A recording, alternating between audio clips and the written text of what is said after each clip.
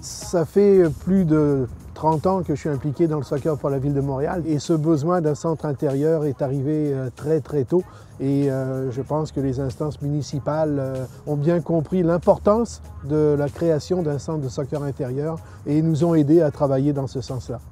Au moment où on se parle, on est à 95% des plans et devis. C'est un projet qui est attendu depuis plus de 15 ans, en fait, par le milieu du sport. Si on veut bien comprendre les besoins, c'est que le soccer, ça allait évoluer vers une pratique qui est de plus en plus intérieure. Dans le fond, les joueurs qui s'entraînent majoritairement dans le passé, ce qu'on avait, c'était des jeunes qui s'entraînaient à l'extérieur l'été. Et le sport a progressé de manière à ce que les besoins se tournent vers l'intérieur pour une pratique qui dure toute l'année. Et avec l'utilisation des gymnases, ça ne répondait plus suffisamment à la demande. Donc, si on parle de l'histoire du projet, nous, on a fait d'abord une étude pour être certain des besoins exacts. Par la suite, l'administration montréalaise a décidé d'en faire un concours d'architecture.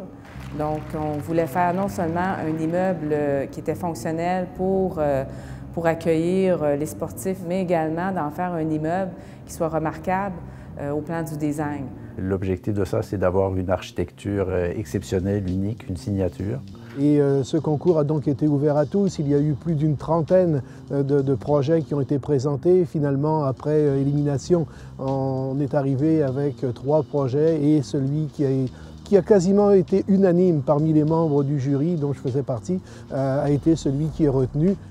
Moi, en dessinant la première forme, j'ai vu une structure de bois. On a une structure unique, qui est une structure de toit de très longue portée, 68,5 mètres sans colonne. Elle est croisée de manière presque arbitraire. Ça lui donne une apparence qui est beaucoup plus naturelle à cause de ça. Le reste, c'est du verre, parce que le verre, c'est une barrière climatique, mais en même temps, ça représente l'ouverture sur la nature. Les joueurs vont vraiment avoir l'impression de jouer dehors. Tu es sur le terrain et puis tu vois sur 3 façades l'extérieur, le parc. Le projet découle en fait du site lui-même. On sait qu'on est sur le bord du futur parc CESM, qui est en fait l'ancienne carrière Miron.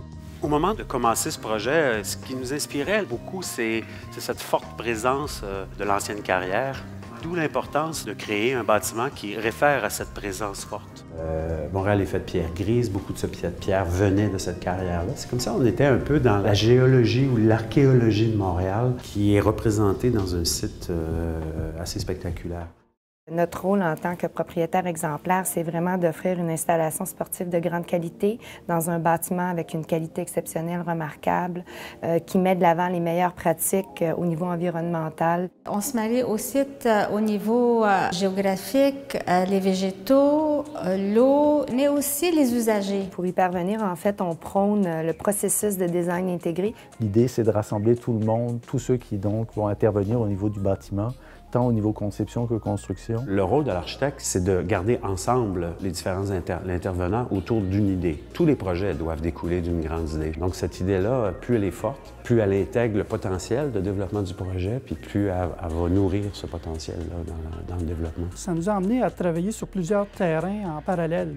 Il a fallu regarder plusieurs options disponibles. Dit autrement, on demande à tout le monde de s'asseoir ensemble et de réfléchir sur le projet avant de s'embarquer dans une production de plans, justement, de commencer à figer des choix. Donc, on arrive à intégrer, justement, dans ce processus-là, l'ensemble des données qui font que le projet continue à véhiculer la grande idée. Il y a des choses qui sont impossibles à intégrer, bien là, on les met sur la table, on en discute. C'est toujours d'essayer de se remettre en question sur est-ce qu'on a fait la bonne chose, est-ce qu'on décide la bonne chose, on a-tu pris les bonnes décisions pour certains points. Bien, le processus de design intégré, c'est important pour nous parce que on dit que c'est la meilleure façon de réaliser un bâtiment durable, c'est la meilleure façon de faire le meilleur projet LEED. On veut faire que ce bâtiment-là nous amène l'économie d'énergie, une qualité d'air intérieur et tous des éléments qui vont être avantageux pour le public et les employés qui seront dans ce bâtiment-là. Le bâtiment vise une certification LEED de niveau or. LEED, ça veut dire c'est dans le développement durable.